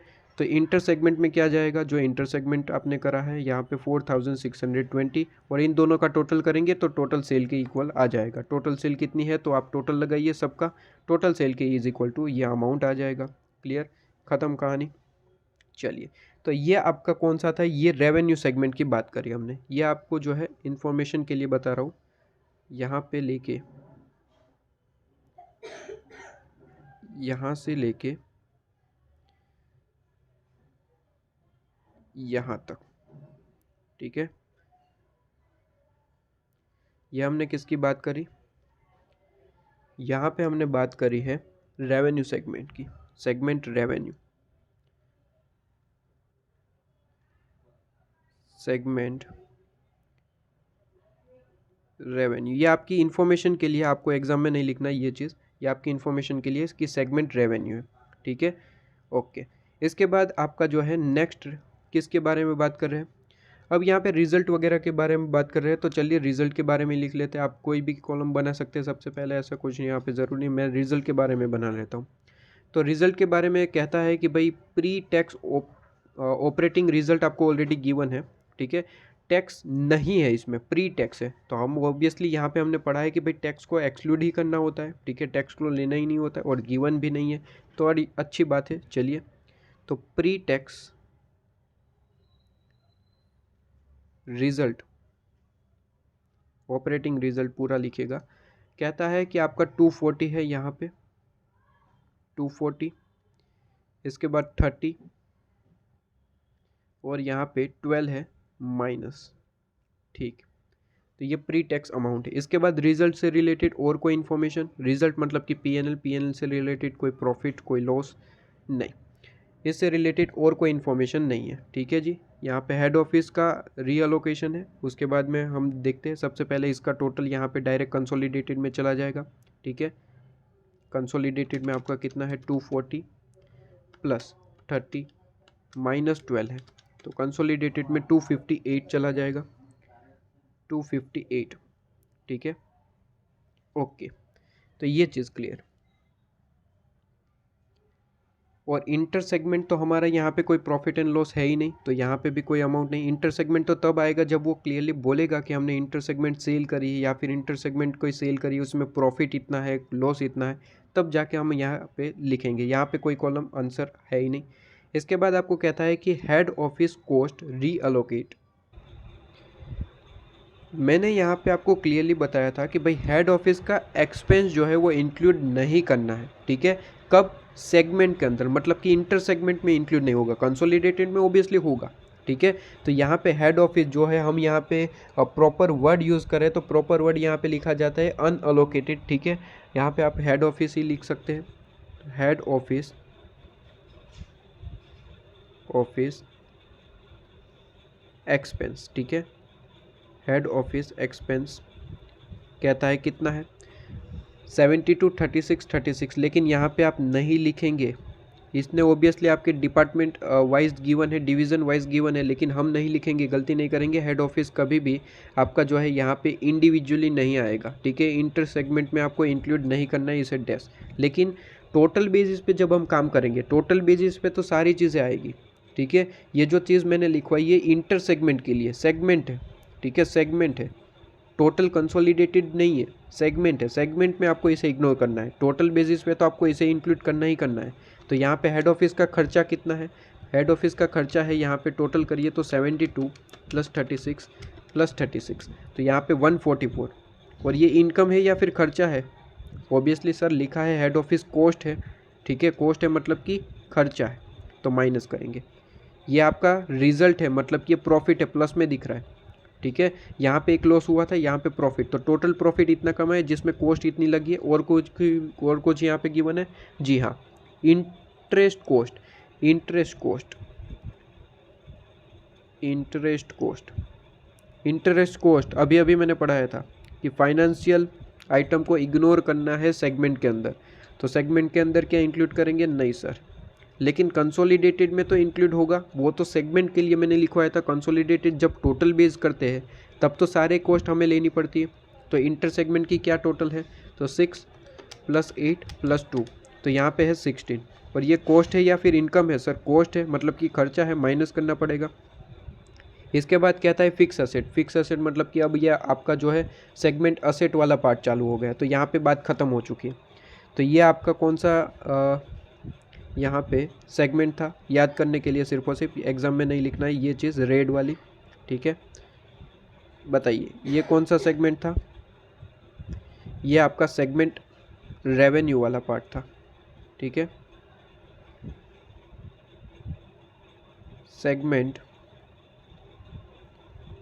रेवेन्यू, ठीक है, ओके। सेगमेंट रेवेन्यू, ये सेगमेंट हम पढ़ चुके हैं। सिंपली आपको याद करने के लिए तरीका एक है, इस फॉर्मेट को आपको याद रखना पड़ेगा कि भाई आपको ये 4 फॉर्मेट के अंदर काम करना होता है, ये सारी चीज़ों को आपको याद रखना होगा, ठीक है। मैं अभी आपको ये क्वेश्चन ख़त्म करके वापस से एक्सप्लेन करता हूँ।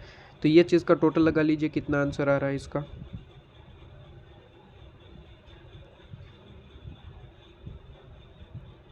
यहाँ पे अगर आंसर की बात करें तो सीधी सी बात है, यहाँ पे प्रॉफिट आ जाएगा। प्रॉफिट ही आ रहा है ना, 258 - 144 और -16, तो यहाँ पे आपका आंसर आएगा 98, ठीक है। यहाँ पे तो टोटल करने की कोई ज़रूरत ही नहीं है क्योंकि यहाँ पे कोई चीज़ है ही नहीं, ठीक है। तो यहाँ पे आ जाएगा आपका प्रॉफिट, ठीक है। और इन डिटेल आप लिखना चाहे तो प्रॉफिट बिफोर टैक्स, क्योंकि इसमें टैक्स नहीं है, टैक्स ऑलरेडी क्वेश्चन में गिवन भी नहीं है, ठीक है। बिफोर टैक्स ये लिख सकते हैं हम, या फिर सिर्फ प्रॉफिट भी लिख सकते हैं। 98 आपका है, ठीक है। यहाँ पे याद रहे इन 1000 अमाउंट है सारी की सारी चीज़ें। ये काम खत्म। इसके बाद यहाँ पे बात करते हैं असेट की, और यहाँ पे लाइबिलिटी की अलग से बात करेंगे, तो मैं लाइबिलिटी के लिए अलग से एक सेगमेंट बनाऊंगा, ठीक है। वैसे असेट सेगमेंट के अंदर ही लाइबिलिटी हम इंक्लूड होती है, लेकिन यहाँ पे अलग अलग से दी है, तो हम मैं अलग से ही लिखूंगा। सबसे पहले असेट की बात कर लेते हैं। असेट में क्या क्या चीज़ें हैं भाई, फिक्स असेट आपको गिवन है, फिक्स्ड असेट, ठीक है, ओके। अब मैंने जो आपको पॉइंट लिखवाए थे ऐसे, इसमें मैंने आपको जो है फिक्स असेट कोई इग्नोरेंस कोई बताया था कि भाई फिक्स असेट को इंक्लूड नहीं करना है, नहीं सर, इसमें कोई कुछ भी नहीं कहा था। तो हम इंटर सेगमेंट सारी अमाउंट लिखेंगे। क्या है इंटर सेगमेंट अमाउंट, कहता है कि हेड ऑफिस का नहीं लिखेंगे, ठीक है। हेड ऑफिस का इग्नोर करके चलते, ये पता होना चाहिए, हेड ऑफिस का इग्नोर करना है। हेड ऑफिस कंसोलिडेटेड में आएगा लेकिन इंटर सेगमेंट नहीं आएगा। चलिए डिवीज़न का बताइए, यहाँ पे 300, यहाँ पे 60 और 180, ठीक है, ओके। ये इंटर ऑलरेडी सेगमेंट है। इसके बाद आपका net current asset, current asset, ठीक है। बताइए हेड ऑफिस का इग्नोर करिए, 180, 60 और 135, 180, 60 और 185, ठीक है, ओके। इंटर सेगमेंट कुछ ट्रांसफ़र हुआ ऐसी कोई बात नहीं है, इसलिए इंटर सेगमेंट में डैश, ओके। अब यहाँ पे बात करते हैं हेड ऑफिस। अब हेड ऑफिस की बात करते हैं, यहाँ पे हेड ऑफिस की बात करें, ठीक है। अब यहाँ पे स्पेसिफिकली कोई यहाँ पे बताया नहीं कि भाई हेड ऑफिस कॉस्ट रीअलोकेशन वगैरह, अगर बताया होता तो मैं यहाँ पे हेडिंग लिख देता इसी तरीके से, हेड ऑफिस एक्सपेंस वगैरह। यहाँ पे नहीं बताया तो यहाँ पे हम वर्ड लिखते हैं अनअलोकेटेड, अनअलोकेटेड एक्सपेंस लिख सकते हैं या फिर अनअलोकेटेड, ठीक है। तो यहाँ पे आपका कितना होगा तो वो चीज़ आपकी यहाँ पे हो, लेकिन इंटर सेगमेंट इंक्लूड नहीं होती, वो डायरेक्टली यहाँ पे इंक्लूड होगी कंसोलिडेटेड में। कितना इंक्लूड होगा तो 75 + 72, 75 + 72 जो हेड ऑफिस का यहाँ पे असेट है, ठीक है, 147 यहाँ पे, ठीक है। यहाँ पे ब्रैकेट में आप लिख सकते हैं कौन सी, हेड ऑफिस वाली, ठीक है। और इसका टोटल लिख लीजिए 300 + 60 + 180, तो यहाँ पे 540, ठीक है।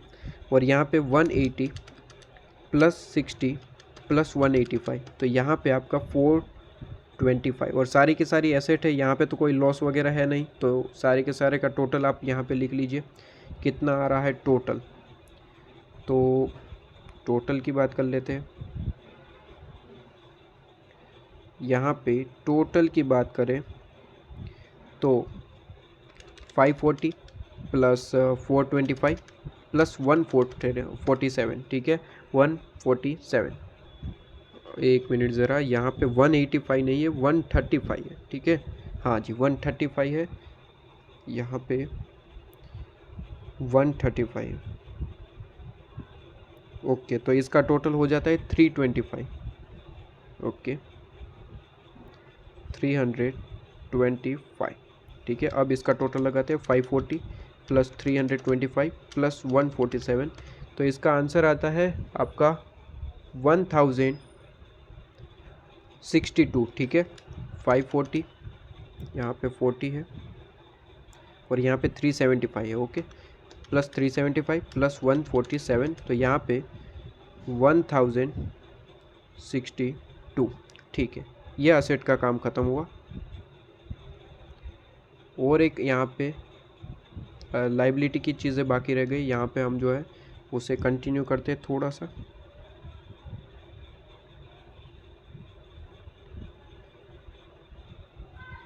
चलिए अब यहाँ पे बात करते हैं लाइबिलिटी की। लाइबिलिटी में कोई चीज़ ज़्यादा है नहीं, एक सिंपली एक लाइबिलिटी गिवन है, लॉन्ग टर्म लाइबिलिटी, काम ख़त्म करते हैं इसका, ठीक है। यहीं पे मैं लिख सकता हूँ, ठीक है, long term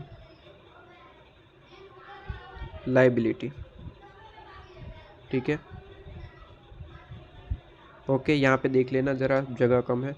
long term liability कितनी है, तो हेड ऑफिस की तो इग्नोर करनी है, कंसोलिडेटेड में ऐड कर देंगे अनअलोकेटेड नाम से, ठीक है 30,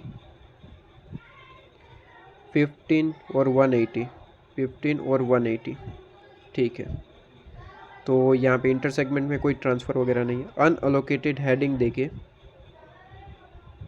अनअलोकेटेड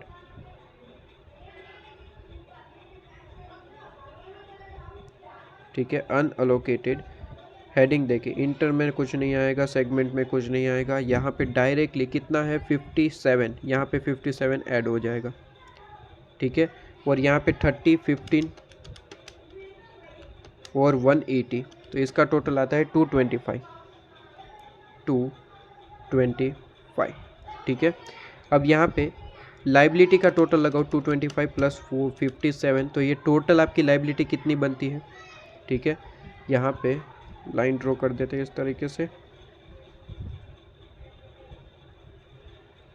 चलिए, तो यहाँ पे टोटल आपका 282 आंसर बन जाता है, क्लियर। तो यहाँ पे ये चीज़ है, ओके। चलिए, मैंने आपको अरेंज करके दिया। लॉन्ग टर्म लाइबिलिटी 225, अनअलोकेटेड 57, ये आपका टोटल, ठीक है। अब यहाँ पे मैं आपको लिख भी देता हूँ ये किन चीज़ की बात करी। तो यहाँ पे सेगमेंट असेट की बात करी, इन चीज़ में आपका ये आपका, ठीक है।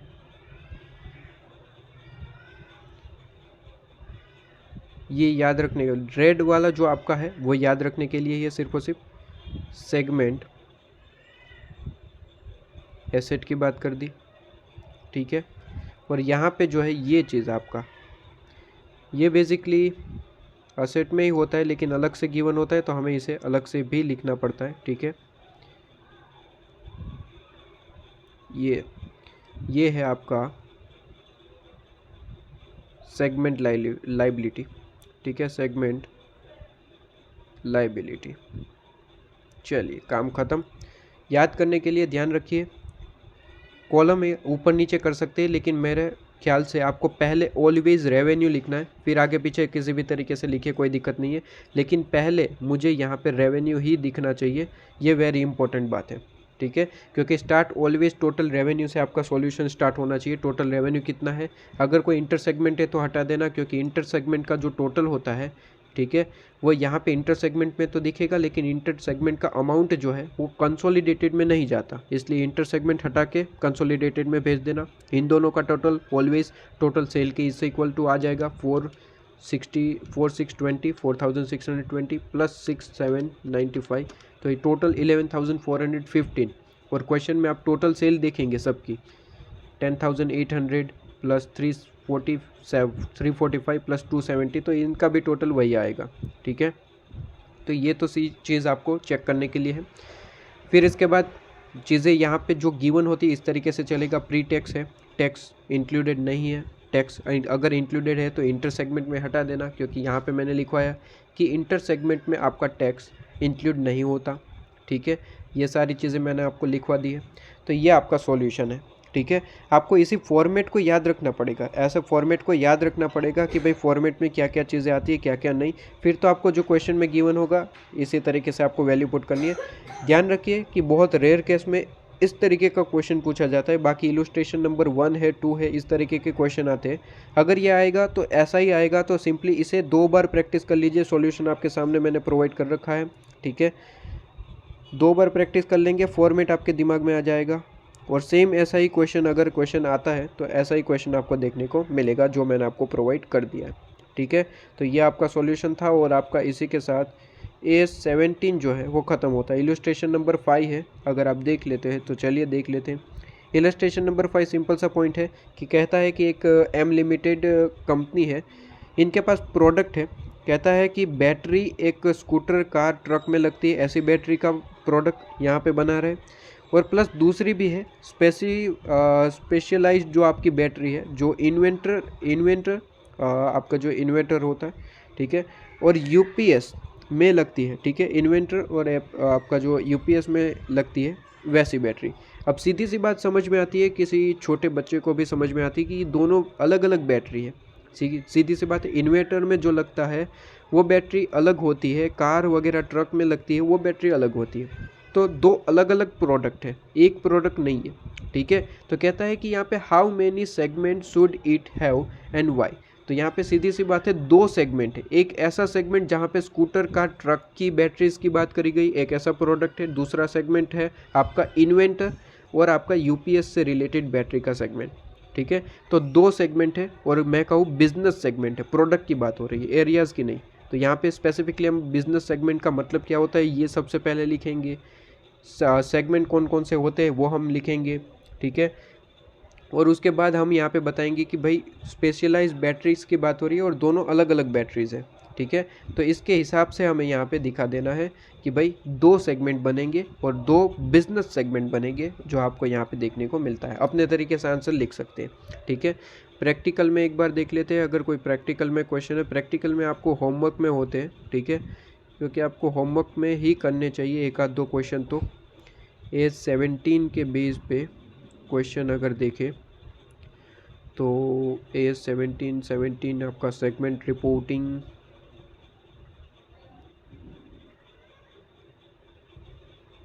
चलिए प्रैक्टिकल के लिए हम जो क्वेश्चन रह जाते हैं हम एक लास्ट में एक छोटा सा वीडियो बना देंगे, जहाँ पे जो प्रैक्टिकल क्वेश्चन रह जाएंगे वो हम कवर कर देंगे। ठीक है, जो कंपलसरी हमने करना ज़रूरी है वो तो मैं आपको साथ ही साथ करवा रहा हूँ। जैसे कि AS20 में एक प्रैक्टिकल क्वेश्चन नंबर 14 करवाया, वो ज़रूरी था इसलिए करवा दिया। साथ ही साथ जो रह जाते हैं वो लास्ट में मैं आपको एक अलग से वीडियो प्रोवाइड कर दूंगा, प्लेलिस्ट में ऐड भी कर दूंगा, प्लेलिस्ट की लिंक डिस्क्रिप्शन में मिल भी जाएंगी। ठीक है, तो वहाँ पे आपको जो है एक लास्ट में एक वीडियो मिल जाएगा जहाँ पे प्रैक्टिकल क्वेश्चन डिस्कस कर लेंगे। ठीक है, तो चलिए इसी के साथ आपका AS नंबर 17 कंप्लीट होता है। ठीक है, AS17 आपका ख़त्म होता है। ये नोट्स मैं टेलीग्राम में प्रोवाइड कर रहा हूँ, डाउनलोड कर लीजिएगा। ठीक है।